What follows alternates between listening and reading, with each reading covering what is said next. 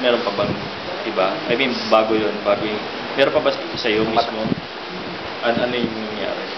Tsaka nagsabi na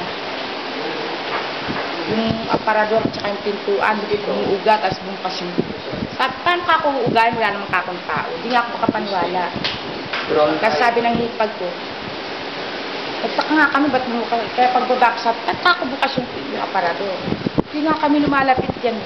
Sabi yan. Pero nang kayo lang, nang matagal na kayo dito, hindi naman bumubukas. Hindi naman nagbubukas yun. Nung nandito lang sila. Sa kanila lang talaga nagpapit. Diba kasi hindi nakala Sabi ko naman, baka ako naninibago na naman. kaya, kasi sanay na kayo parang kinakausap mo siya. Answer me. What is your name? Why was a matu? Di habla español?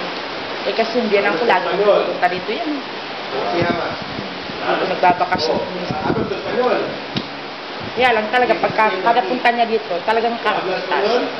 Ano yung nakaputi na lalaki? Wala nang iba? Minsan naman daw, ang nakikita niya, yung nakapantalo ng kahoy. Taas ng daw na lalaki.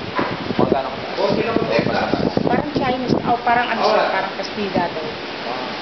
Hablas español? Matanda na rin yung... Ako rin, nakita ko rin, yung kinukwento ng biyanan ko, nakita ko rin sa O panagod. si llama? Kasi dito kami natutulog eh. Kasi nung marami nagkwento sa akin bago kami tumira.